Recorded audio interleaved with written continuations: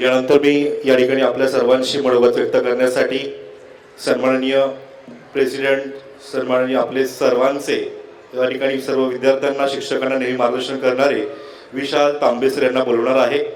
खरं सांगायला गेलं पुणे महानगरपालिकेचे स्टँडिंगचे अध्यक्ष, नगरसेवक व PMRDAचे मेंबर असणारे सर आज एक वेगळा आगळा वेसा घेऊन आपल्या सर्वांना मार्गदर्शन करतात. सरांसाठी एकदा जोरदार टाळ्या झाल्या पाहिजे. सरांना विनंती करतो की आपण मार्गदर्शन करायचं आहे. Good evening all of you.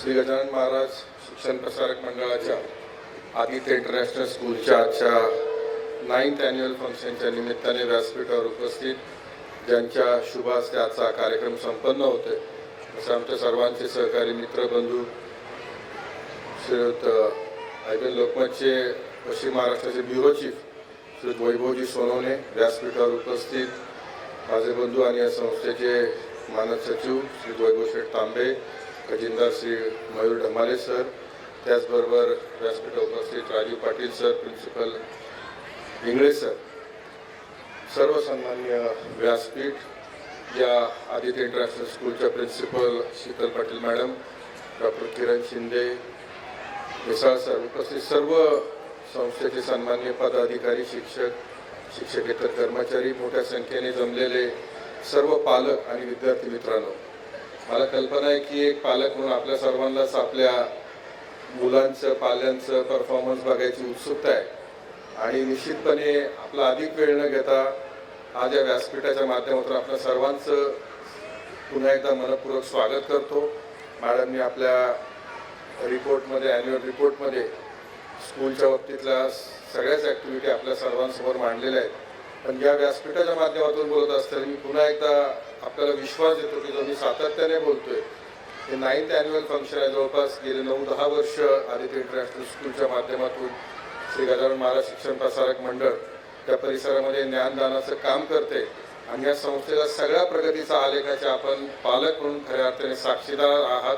मला आणखीन एक गोष्ट या ठिकाणी नमूद करायची, ज्या विश्वासाने आपण आपल्या मुलांना संस्थेच्या माध्यमातून शिकण्यासाठी ते पाठवता, त्या विश्वासाला पात्र राहण्याचा निश्चितपणे आम्ही सर्वच संस्थेचे पदाधिकारी, प्रिन्सिपल आणि सर्व स्टाफ मेंबर्स प्रामाणिकपणे प्रयत्न करतोय आणि त्याची उभारणी, त्याची प्रगती, संस्थेची आता नव्याने उभी असलेली इमारत असेल किंवा या परिसराचा एकंदर शैक्षणिक संकुलाचा विकास असेल, हा निश्चितपणे येणाऱ्या भविष्य काळामध्ये आपल्या मुलांसाठी अधिकाधिक एक प्रगतशील पिढी बनवण्याचं जे सर्वांचं एक विश्वास आमच्यावर टाकला, त्या स्वप्नाला आम्ही निश्चितपणे पूर्ण करू असा या ठिकाणी आपल्याला शब्द देतो. अधिक काही न बोलता आपल्या सर्वांचंच या ठिकाणी पुन्हा एकदा संस्थेच्या वतीने मी मनपूर्वक स्वागत करतो. सर्व विद्यार्थ्यांना या ॲन्युअल फंक्शनच्या शुभेच्छा देतो. ज्यांचा परफॉर्मन्स या ठिकाणी होतो त्यांना शुभेच्छा देतो. ज्यांनी संपूर्ण वर्षभरामध्ये ज्या ज्या काही अकॅडमिक्समध्ये असेल, स्पोर्ट्समध्ये असेल, ज्या अचिव्हमेंट्स मिळाल्या असतील, त्यांना प्राइजेस मिळाले, त्याही सर्व विद्यार्थ्यांचं मी पुन्हा एकदा मनपूर्वक अभिनंदन करतो आणि निश्चितपणे आपल्या विश्वासाला आदित्य इंटरनॅशनल स्कूल ही निश्चितपणे पात्र ठरेल हा विश्वास देऊन आपल्या सर्वांची रजा घेतो. धन्यवाद. जय हिंद, जय महाराष्ट्र. Thank you sir. सरांनी आज ज्या पद्धतीने सांगितलं, आपल्या 34 शाखा आहेत. आपल्याकडे बालवाडीपासून ते फार्मसीपासून, इंजिनिअरिंगपासून सायन्स, कॉमर्सचं सुद्धा या ठिकाणी शिक्षण आहे. आळंदी खऱ्या अर्थाने डेव्हलप होत आहे आणि या ठिकाणी असलेली सुंदरशी संस्था शेजारी अजून इमारत होत आहे. तर आपण सुद्धा आपल्या सर्व पाल्यांना किंवा आपल्या नातेवाईकात जे असतील त्यांना शाळेत घालाल आणि चांगल्या पद्धतीने शिक्षणाची त्यांना संधी द्याल. यानंतर लोकशाहीचा चौथा स्तंभ जो म्हणला तो दिसत नाही, तो स्तंभ असतो पत्रकारिता आणि पत्रकारितेच्या माध्यमातून IBM Lokmat bureau chief western Maharashtra या ठिकाणी काम करणारे आमचे मित्र वैभवजी सोनवणे सर आपल्याला मार्गदर्शन करतील. जोरदार टाळ्या वाजव्यात. एक पत्रकार बंधू समाजातील अनेक गोष्टींची भान घेत असताना आज आपल्या मार्गदर्शनावर उपस्थित राहिले, त्यांचं स्वागत करतो.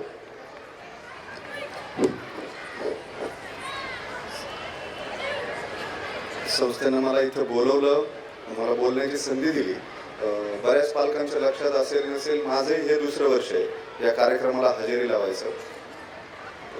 संस्थेचा एकूण इतिहास बघितला 30 वर्षाचा इतिहास आहे. त्यापूर्वी डायसवरती असलेले अध्यक्ष विशाल तांबे माझे अत्यंत जवळचे मित्र आहेत, मार्गदर्शक आहेत. आम्हालाही अनेक विषयांमध्ये त्यांचा दृष्टिकोन समजत असतो. त्यांचे बंधू वैभव तांबे सर असतील किंवा प्राचार्य असतील पाटील मॅडम आणि संस्थेचे इतर सगळेच पदाधिकारी असतील जे या शाळेच्या संस्थेच्या एकूण कामकाजामध्ये थेट सहभागी असतात. आम्ही आज येतो म्हणजे साधारण वर्षभरानं मी परत आलोय. ग्रोथ किंवा एखाद्या संस्थेची वाढ जी असते ती कशा पद्धतीने होते त्याचं छोटंसं उदाहरण किंवा निरीक्षण आहे. ही इमारत मी गेल्या वर्षी जेव्हा आलो तेव्हा हिचं काम सुरू होतं. आता यावर्षी ही इमारत पूर्ण होऊन तिथं शाळा सुरू होऊन बाजूला आणखी एक स्लॅब दिसतोय इमारतीचा. म्हणजे संस्थेच्या वाढीचा वेग जो आहे तो लक्षामध्ये येतो आणि त्याचं कारण मूळ नेतृत्व जे असतं किंवा ज्या विचारानं संस्था चालवली जाते. तांबे सरांनी 33 वर्षापूर्वी असा विचार केलेला होता ग्रामीण भागातल्या आदिवासी मुलामुलींच्या शिक्षणासाठी एखादी संस्था उभी करावी, सुरू करावी. तिथून सुरू झालेला हा प्रवास 33 वर्षानंतर पिंपरी चिंचवड सारख्या औद्योगिक नगरीमध्ये इथे येऊन थांबतो आणि इतक्या मोठ्या संख्येनं पालक विश्वासानं त्यांची मुलं या संस्थेत शाळेमध्ये घालतात. संस्था चालकांचा विचार जो आहे तो तुमच्या समोर दिसतोच आहे. सध्याच्या स्पर्धेच्या युगामध्ये इन्फ्रास्ट्रक्चर असणं संस्थेला ही सगळ्यात महत्त्वाची बाब आहे आणि या परिस्थितीमध्ये या इतक्या वेगाने इन्फ्रास्ट्रक्चर उभं राहतंय, विद्यार्थ्यांना त्याचा वापर करता येतोय. यावरून विद्यार्थ्यांचं पुढचं भविष्य कसं असेल ते आपल्याला लक्षात येतं. कल्पना आहेत वेगळ्या वेगळ्या. या ॲन्युअल फंक्शनला जे नाव देण्यात आलेलं आहे त्याच्यासोबत एम हाय नावाचं जे व्हिजन डायरेक्शन देण्यात आलेलं आहे, या सगळ्या गोष्टी ज्या आहेत त्या संस्था कशा पद्धतीनं कामकाज करते त्याचं उदाहरण आहे. आणि मला फार आनंद होतो अशा कुठल्या तरी कार्यक्रमांमध्ये.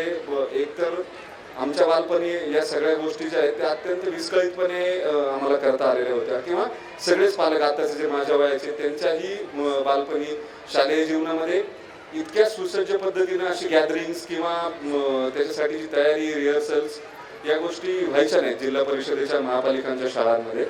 सध्या ते एक्सपोजर जे आहे ते या मुलांना इतक्या लहान वयामध्ये मिळत आहे. मी फार वेळ घेणार नाही. अध्यक्षही थोडाच वेळ बोलले. तुम्हाला सगळ्यांना मुलांचे परफॉर्मन्सेस बघायचे. कौतुक पालकांना तेच असतं. आम्ही पालक म्हणून शाळांमध्ये गेल्यावरती जेव्हा भाषणं सुरू होतात तेव्हा सगळ्यांच्याच कपाळावर आठे असतात. त्याच्यामुळे जास्त वेळ मी राहू देणार नाही.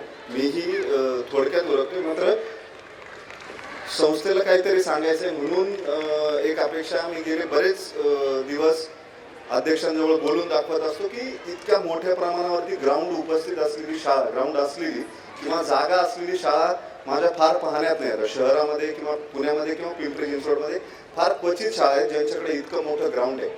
त्याच्यामुळे या ग्राउंडचा एज्युकेशनल करिक्युलम किंवा अभ्यासक्रम जो आहे तो शिक्षक घेतीलच, ते उत्तम घेतात.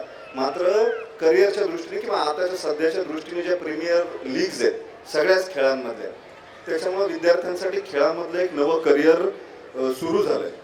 तर त्याच्याकडे सुद्धा पालकांनी लक्ष दिलं पाहिजे आणि संस्थेने सुद्धा खेळावरती किंवा स्पोर्ट्स अकॅडमी सारखं एखादं नवं व्हेंचर इथं सुरू करून या विद्यार्थ्यांना आंतरराष्ट्रीय पातळीवरचं खेळाचं एक्सपोजर द्यावा अशी त्यांना माझी विनंती आहे. असं काहीतरी इथं करावं. पुढच्या वेळी जेव्हा येईन तेव्हा असं काहीतरी सुसज्ज एखादं स्पोर्ट्स कॉम्प्लेक्स बघायला मिळेल अशी अपेक्षा आहे. तुमची सगळ्यांची रजा घेतो. पालक म्हणून तुम्हालाही सगळ्यांना आणि तुमच्या मुलांना सुद्धा परफॉर्मन्सेस करण्यासाठी शुभेच्छा.